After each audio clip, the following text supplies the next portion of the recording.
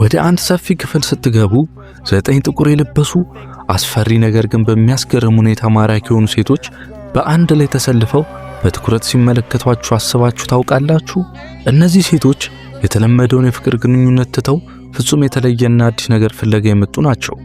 እያንዳንዳቸው በልባቸው ውስጥ የራሳቸውን የተለየ መስፈርት ይዘዋል። አንደኛዋ ተገዢ የሆነ ወንድ ስትፈልግ፣ ሌላኛዋ ደግሞ የቪዲዮ ጌም እብድ የሆነ አጋር ትመኛለች። የእነዚህ ሴቶችን ልብ ለማሸነፍ የሚመጣው ወንድ በእርግጠኝነት ያልተለመደ ጥንካሬና የተለየ ማንነት ሊኖረው ይገባል። በዚህ አስፈሪና ልብ አንጠልጣይ መድረክ ላይ ቶም የተባለ አንድ ወጣት ብቅ ይላል። ቶም በመጀመሪያ ሲታይ በጣም የተረጋጋና ጥሩ ስነ ምግባር ያለው ይመስላል። ነገር ግን በውስጡ የሆነ የተለየ ፍላጎትና ጥቅል ማንነትን ደብቋል። ሆኖም ግን ቶም ከዚህ በፊት 9 ሴቶችን በአንድ ጊዜ ገጥሞ አያውቅም። ይህ ለሱ ትልቅ ፈተናና እጅግ አስጨናቂና የመጀመሪያ ልምዱ ነው። የጨዋታው ሕግጋት በጣም ቀላል ቢመስሉም በተግባር ግን እጅግ ፈታኝ ናቸው።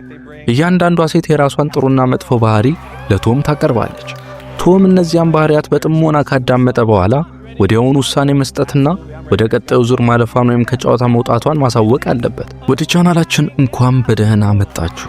ወደ ዛሬው አጓጊና ሚስጥራዊ ታሪክ ከመግባታችን በፊት ይህ ቪዲዮ ላይክ በማድረግ ድጋፋችሁን አሳዩ።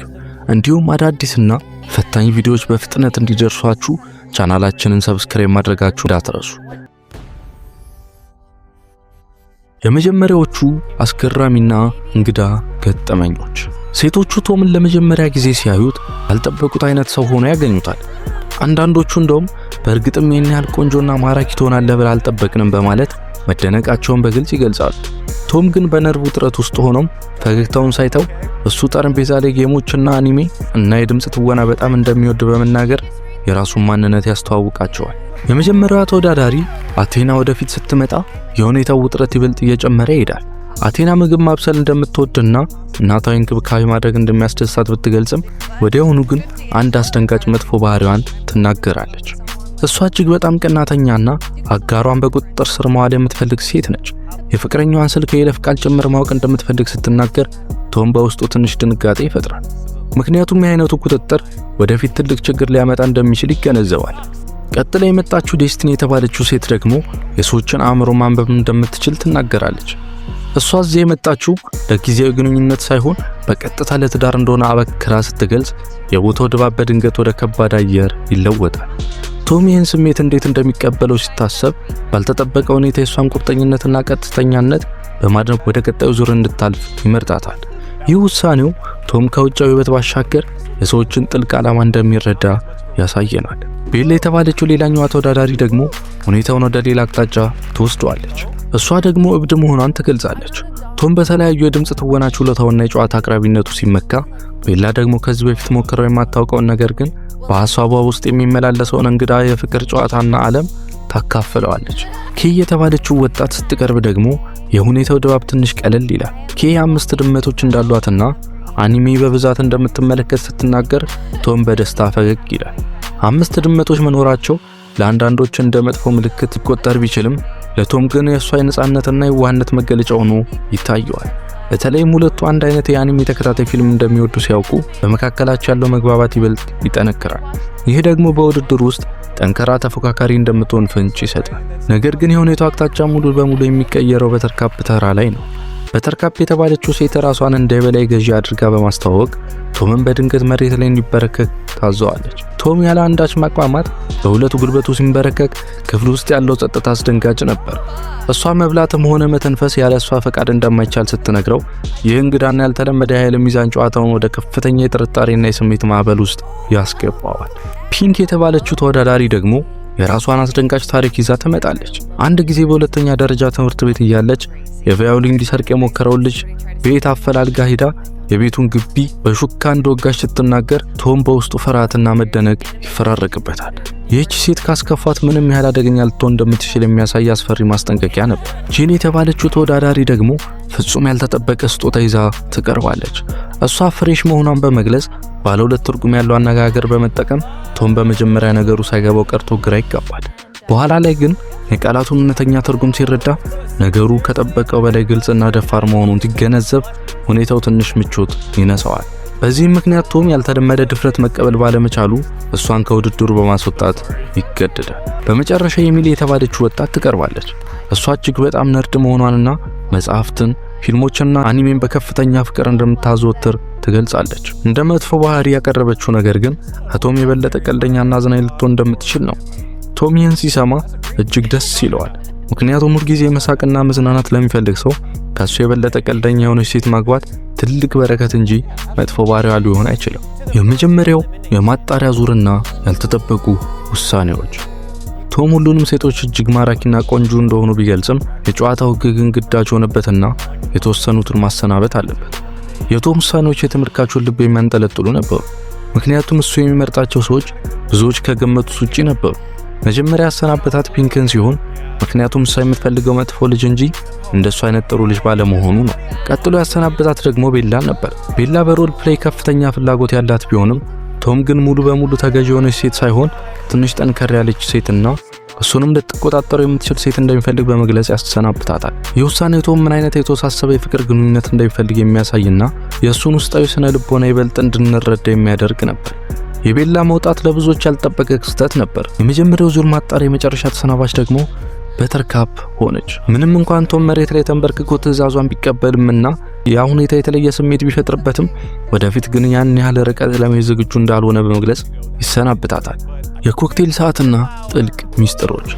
የኮክቴል ሰዓቱ ሲጀመር ቀሪዎቹ ሴቶች ቶምን በጥልቀት ለመመርመርና የእሱን እውነተኛ ማንነት ለማውጣት አስበው ዙሪያውን ይከቡታል። ይህ ዙር ልክ እንደ አደገኛ ጥያቄና መልስ ፈተና ነበር። እያንዳንዱ ጥያቄ ቶምን ድክመት ወይ ደግሞ ካራጎን ለማጋለጥ የተወረወረ ፍላጻ ይመስል ነበር። ሴቶቹ ስለ ፍቅር፣ ስለ ወሲብ፣ ስለ ታማኝነትና ስለ ሕይወት እይታው ያነሷቸው ጥያቄዎች ጨዋታውን ወደ ይበልጥ አሳሳቢና ጥልቅ ምዕራፍ ያሸጋግሩታል። ከመጀመሪያዎቹ ጥያቄዎች አንዱ እጅግ አከራካሪና ያልተለመደ ነበር። ቶም በቴኳንዶ ያለውን ችሎታ ለማሳየት ወደ ላይ ከፍ ብሎ አየር ላይ ሲመታ ሴቶቹ በድንገት በደስታ ይጮሃሉ። ይህ ድርጊቱ ለሴቶቹ ትልቅ የደህንነት ስሜት የፈጠረላቸው ሲሆን አንዳንዶቹም በአደባባይ አብሬ ሲወጣ ጠብ ቢነሳ እንኳን እንደምትጠብቀኝ ማወቄ ትልቅ እፎይታ ይሰጠኛል በማለት አድናቆታቸውን ይገልጻሉ። የቶም ይህ ያልተጠበቀ አካላዊ ጥንካሬ የነበረው የነርድ ማንነት ጋር ሲጋጭ እጅግ ማራኪና የተወሳሰበ ገጸ ባህሪ እንዳለው ያረጋግጣል። ውይይቱ እየጠለቀ ሲሄድ ቶም ስለ ራሱ ሕይወት እጅግ ስሜታዊ የሆነ ታሪክ ማካፈል ጀምራል። እሱ በልጅነቱ ከፍተኛ የራስ መተማመን ማጣት ችግር እንደነበረበትና በትምህርት ቤት ውስጥ ይደርስበት የነበረው ከጉልበተኝነት ለማምለጥ ሲል ወደ ድምጽ ትወና ዓለም እንደገባ ይነግረናል። መድረክ ላይ መውጣትና በሌላ ገጸ ባህሪ ውስጥ መደበቅ ራሱን እንዲያገኝ እንደረዳው ሲገልጽ በሴቶቹ ፊት ላይ እውነተኛ የሐዘንና የአድናቆት ስሜት ይነበባል። ይህ የቶም ታሪክ ከሴቶቹም ተመሳሳይ ስሜት ማዕበል ይቀሰቅሳል።